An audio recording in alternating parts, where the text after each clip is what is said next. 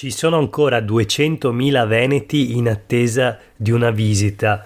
Tale è la dimensione delle liste di attesa nella nostra regione, è l'allarme sanità che dopo 2 anni di pandemia non è ancora rientrato a un regime normale o quantomeno accettabile. Una criticità sottolineata nei giorni scorsi dai magistrati contabili della Corte dei Conti. La regione si difende e dice non ci sono medici. Questo è Sveglia Veneto, il primo podcast dedicato all'informazione vista da Nord-Est. Oggi è giovedì 7 luglio 2022, io sono Jack Calcetto. La prima notizia del giorno riguarda la sanità, l'emergenza sanitaria che sembra non finire mai, il caos delle liste d'attesa in Veneto, ancora 200.000 persone in attesa di una visita, sono 260.000 le prestazioni sanitarie recuperate nei primi 6 mesi del 2022, ma appunto quasi altrettante ne mancano ancora. L'opposizione in Consiglio regionale con Vanessa Camani del Partito Democratico propone di valutare se potenziare i CUP, i centri unici di prenotazione della sanità, e soprattutto se acquistare nuovi macchinari. Sono 21 i milioni di euro destinati alle ULSS del Veneto per smaltire le liste d'attesa e ancora non spesi. Ne abbiamo parlato ieri, ve ne ho parlato nella scorsa puntata di Sveglia Veneto. È un dato emerso durante il giudizio di parifica della Corte dei Conti del bilancio regionale, un bilancio che è stato approvato dalla Corte dei Conti nel suo complesso, ma con alcune osservazioni, con alcuni rilievi, in particolare quello relativo appunto alla gestione della pandemia in un certo senso e più precisamente alla gestione da un lato dei dispositivi di protezione individuale, le mascherine, molte delle quali sono rimaste inutilizzate, pagate dalla regione, ma anche d'altro canto i milioni di euro trasferiti dallo Stato proprio con l'obiettivo di smaltire, ridurre le liste di attesa che naturalmente durante la pandemia si sono allungate ulteriormente, milioni di euro che non sono stati spesi tutti, e in particolare in Veneto ci sono ancora 21 milioni di euro destinati appunto alle ULSS ma ancora non spesi per smaltire queste liste d'attesa. Cioè il Veneto ha ricevuto più soldi di quelli che poi è stato in grado di spendere per tagliare le liste d'attesa. L'articolo di Alda Vanzan sul Gazzettino di oggi mette in fila tutta una serie di dati, questi e altri ancora. Ad esempio nel primo trimestre sono state evase 131.000 prestazioni e altrettante fino a giugno, ma non basta, non siamo ancora appunto rientrati a un regime in grado di rispondere nei tempi previsti alle richieste, alle necessità sanitarie dei cittadini residenti in Veneto. Ci sono ad esempio un paio di casi ovviamente documentati, scrive Alda Vanzan: visita ortopedica, priorità della prestazione D, vale a dire che deve essere eseguita entro 30 giorni, il paziente sta galleggiando in lista d'attesa da fine marzo, ha fatto 2 solleciti, l'ultimo lo scorso 8 giugno, ancora nessuna risposta, quando il reparto ci dirà che avrà posto la chiameremo. Questo è un caso. Altro caso, richiesta di un'ecografia da eseguirsi entro 30 giorni, la risposta del CUP, il centro unico prenotazioni, è disarmante, bisogna aspettare 6 mesi, prima di dicembre non c'è un buco disponibile, inutile chiedere di essere dirottati sui centri privati convenzionati, i posti per visite ed esami tra virgolette con la mutua sono tutti esauriti, c'è posto sì ma solo privatamente, cioè pagando, e questo è davvero il rischio per il futuro ma anche per il presente. È già una realtà per una parte del presente della sanità pubblica, non solo del Veneto ma di tutta Italia, e cioè che non sia più accessibile e quindi che la sanità anche eccellente possa essere però accessibile soltanto a pagamento. Casi come questi ce ne sono, chiunque di noi ne ha sentiti raccontare da amici, familiari, conoscenti. Io stesso ne avrei qualcuno da raccontare, ma nel frattempo voltiamo pagina, invece proseguiamo con la rassegna stampa di oggi. Una notizia di politica arriva da Montegrotto Terme in provincia di Padova ed è una bella notizia che però già fa discutere. Il sindaco di Montegrotto Terme, Riccardo Mortandello ha deciso di conferire la cittadinanza onoraria ai minori stranieri nel caso che la legge sullo ius scholae si areni in Parlamento. Quindi il titolo sul Gazzettino di oggi: cittadinanza onoraria se salta lo ius scholae. Un articolo di Eugenio Garzotto. Padova, il sindaco di Montegrotto Terme ha deciso di concedere il riconoscimento ai minori stranieri. La comunità li accoglie. Insorge, come ci si poteva aspettare, la Lega, quasi un disco rotto, dice non ha alcun senso. Ci sono le dichiarazioni appunto del sindaco Riccardo Mortandello: non c'è alcuna ragione perché non siano italiani, dice il sindaco a capo di una coalizione di centrosinistra.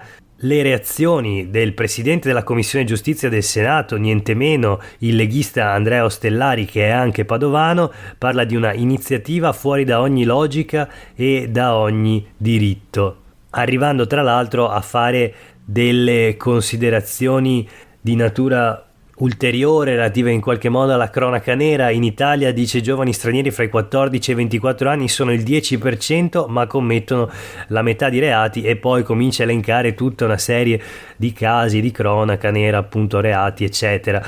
Ma il tema, secondo il sindaco Mortandello, è che appunto questo 10% di giovani stranieri non ha alcun senso che non sia italiano, perché sono nati in Italia, hanno fatto qui la scuola, in alcuni casi si affacciano già al mondo del lavoro, si identificano naturalmente come italiani, insomma sono le seconde generazioni e non ha davvero alcun senso che lo Stato non li riconosca come italiani. Leggiamo la dichiarazione del primo cittadino di Montegrotto: vogliamo che questi ragazzi siano a tutti gli effetti cittadini di Montegrotto, così come vogliamo che sappiano che questa comunità li accoglie con i diritti e i doveri che ciò implica. Lo ius scholae va incontro alle esigenze di un paese, di una società che stanno cambiando, dove servono nuove regole per evitare criticità. Non c'è nessuna ragione per non riconoscere che i ragazzi nati qui e che giocano assieme ai nostri figli, parlando spesso persino il dialetto meglio di noi, siano italiani. Ne comprendo come possa essere consentito a stranieri che non conoscono nemmeno una parola della nostra lingua, o comunque molto poche, di aprire un'attività commerciale oppure un esercizio pubblico, mentre invece questi giovani devono sentirsi emarginati. Purtroppo accade spesso che il Parlamento arrivi tardi, conclude Mortandello, a legiferare sulle reali esigenze del territorio, e che ci siano forze politiche che usano temi falsamente identitari per generare consenso al di là della logica più elementare. Un attacco implicito, ma naturalmente rivolto alle forze politiche della destra, e quindi Fratelli d'Italia e Lega, che in questi giorni stanno dando battaglia, stanno ponendo un muro con i loro no allo ius scholae, una legge che tra l'altro cosa prevede il testo in discussione in Parlamento? Vediamo rapidamente: cittadinanza italiana al minore di origine straniera nato in Italia o arrivato in Italia prima dei 12 anni di età, che abbia risieduto legalmente senza interruzioni in Italia, che abbia frequentato regolarmente per almeno 5 anni nel nostro paese uno o più cicli scolastici.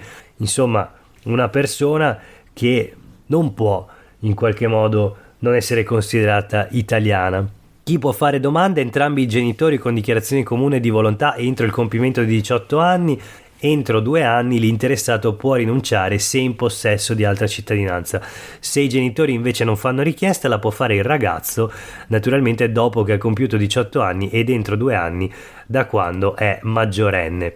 Questo per quanto riguarda la proposta, l'idea del sindaco di Montegrotto Terme, Riccardo Mortandello, la cittadinanza onoraria ai minori di origine straniera se salta lo ius scholae in Parlamento, cittadinanza onoraria naturalmente del comune. Ma noi voltiamo pagina parlando sempre in qualche modo di scuola. Arrivano notizie positive dagli indicatori invalsi per quello che valgono per gli studenti delle scuole sul territorio regionale del Veneto. Il titolo sui quotidiani del gruppo Gedi: invalsi promossi gli studenti veneti, carenza in italiano per i giovanissimi. I risultati degli alunni della regione, delle scuole della regione, positivi in tutte le materie. I dati sono migliorati dopo il tracollo dei 2 anni precedenti. quindi un indicatore naturalmente da prendere con le pinze, quello dei test invalsi, ma che però indicherebbe appunto un miglioramento, un recupero dopo i 2 anni di pandemia che come sappiamo hanno avuto un impatto davvero deleterio sulla scuola di ogni ordine e grado, naturalmente per la gestione che in molti casi è mancata, il distanziamento, la DAD, insomma tutta una serie di fattori che sono stati più volte denunciati, oggetto di polemiche ma anche di proposte da parte delle associazioni studentesche, dei sindacati della scuola. Niente da fare, in ogni caso indicatori in miglioramento. C'è però una questione in Veneto ed è quella dell'italiano. Tra i bambini iscritti nelle seconde elementari delle scuole venete, delle scuole del territorio della regione del Veneto, più di 3 su 10 non raggiungono i livelli minimi di lingua italiana fissati dalle prove invalsi, quindi 3 su 10, una percentuale che è peggiore della media nazionale, migliorando però tra gli iscritti in quinta elementare. È una percentuale che è molto vicina a quella che fotografa le competenze in matematica, ma in questo caso i bambini delle altre regioni italiane hanno qualcosa da invidiare ai loro compagni che invece abitano in Veneto. Questi in sintesi i risultati delle prove invalsi, ripeto ancora da prendere con le pinze. C'è un dato confortante invece che riguarda la dispersione scolastica. In Veneto il tasso di abbandono è inferiore al 3%, un dato quindi molto più basso di quello della media nazionale che è dell'8%, un tasso di abbandono elevatissimo, comunque in diminuzione rispetto al 2021, anno in cui sono state ripristinate le bocciature dopo la sospensione nel 2019, scrive Laura Berlinghieri sui quotidiani del gruppo Gedi di oggi. Tutta una serie di altri dati nell'articolo, ma noi proseguiamo e parliamo di lavoro. 2 notizie flash: attivato il nuovo portale delle notifiche cantieri che consentirà più sicurezza. È un portale che consentirà una comunicazione più diretta e immediata tra imprese e pubblica amministrazione, facilitando cittadini ed enti preposti al controllo. Si tratta di un progetto che dà concretezza a un'attività inserita espressamente tra i contenuti nel nuovo piano strategico 2021-2023 per la tutela della salute e della sicurezza sul lavoro, ha dichiarato l'assessore alla sanità e al sociale Manuela Lanzarin. Rientra quindi questo nuovo portale delle notifiche per i cantieri tra le azioni ritenute importanti per incrementare i livelli di sicurezza nel comparto dell'edilizia, che rappresenta, lo ricordiamo, uno dei settori maggiormente associati al rischio di infortunio sul lavoro, anche grave e mortale. Soddisfazione anche da parte dei sindacati dei costruttori, Feneal, UIL, Filca, CISL e Fillea CGL, che dichiarano in una nota congiunta: committenti e responsabili dei lavori potranno assolvere in modo più agile e veloce agli obblighi previsti dalle norme in materia di trasmissione della notifica preliminare. In ogni caso bisogna tenere sempre la guardia alta sulla sicurezza sul lavoro. Il Veneto è una delle regioni con più infortuni anche mortali nei luoghi di lavoro.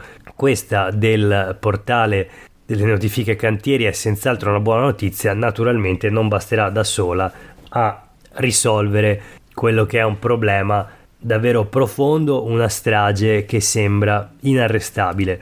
Ancora lavoro, il Veneto dice addio a 142 navigator, niente proroghe, servono a poco, dice l'assessore regionale al lavoro e alla formazione Elena Donazzan di Fratelli d'Italia, assessore regionale da ormai 16 anni, il più longevo, addirittura è in giunta prima dell'arrivo di Zaia, era in giunta già con Galan. Insomma, parliamo oggi però di reddito di cittadinanza. La regione non rinnova i contratti per i navigator, metà degli interessati si ricolloca. Ripercorriamo la vicenda sulle pagine del Corriere del Veneto di oggi.